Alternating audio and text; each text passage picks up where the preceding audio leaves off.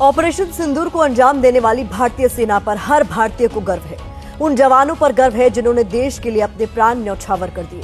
ऐसे ही एक जवान थे बीएसएफ के सब इंस्पेक्टर मोहम्मद इम्तियाज। लेकिन आज जब बिहार के सीएम नीतीश कुमार शहीद के परिजनों से मिलने पहुंचे तो नीतीश के लिए वीवीआईपी इंतजाम किए गए, जिस पर सवाल उठ खड़े हुए। वैसे सवाल आज मध्य प्रदेश के मंत्री विजय शाह के एक गैर जिम्मेदाराना बयान पर भी खड़े हुए हैं, जिन्होंने कर्नल सोफिया को लेकर बेहद विवादित और शर्मनाक टिप्पणी की, जिसकी वजह से बीजेपी बैकफुट पर आ गई।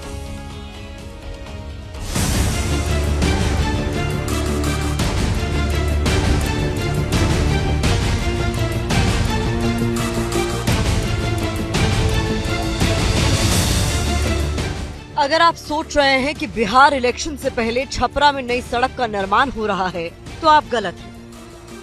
अगर आप सोच रहे हैं कि जनता की सुविधा के लिए छपरा में सड़क बनाई जा रही है तो भी आप गलत हैं।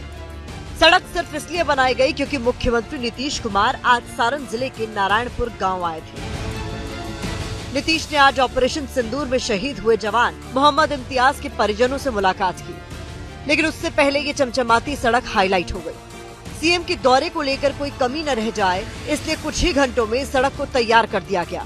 बाकायदा सड़क बनाने के लिए सुबह 5 बजे से ही 50 मजदूरों को लगा दिया गया था।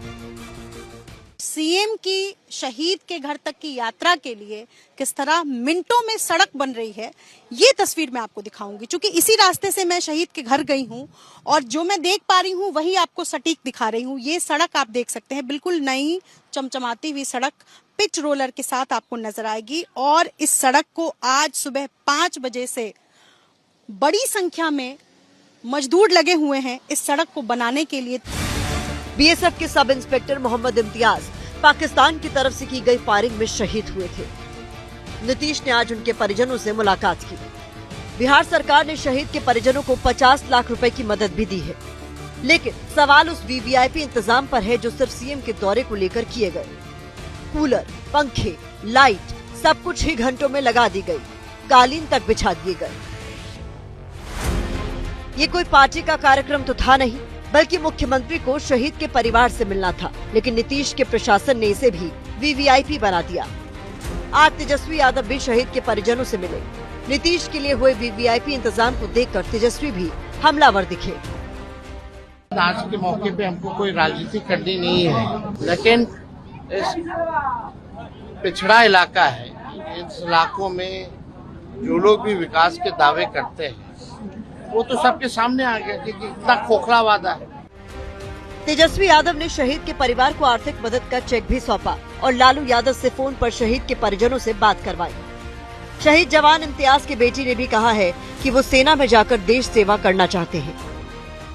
अपने फादर का जल्दो रिवेंज जो है, अगर हमें मौका मिला तो हम जरूर लेंगे।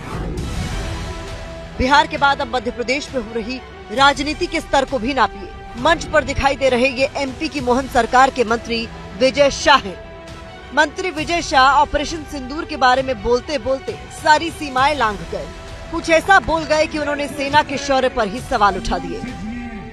जिन्होंने हमारी बेटियों के सिंदूर उजाड़े थे, वही कटे पिटे लोगों को हमने उन्हीं की बहन भेज करके उनकी ऐसी की तैसी करवाई। विजय शाह ने जो कहा उससे बीजेपी पर सवाल उठे हैं, मोहन सरकार पर सवाल उठे हैं। कांग्रेस ने भी इस मुद्दे को लपकते हुए पूछ लिया है कि क्या बीजेपी विजय शाह का इस्तीफा लेगी?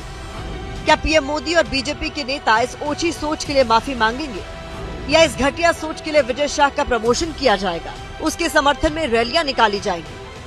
हमारी बहनों के साथ जो कुछ हुआ था उसका उन्हीं की भाषा में बदला लिया गया है। कुछ मेरे भाषण को अलग संदर्भ में ना देखें, वो हमारी बहनें हैं और उन्होंने बहुत ताकत से सेना के साथ मिलकर उसके बदले लिए। विजय शाह को बर्खास्त करना चाहिए।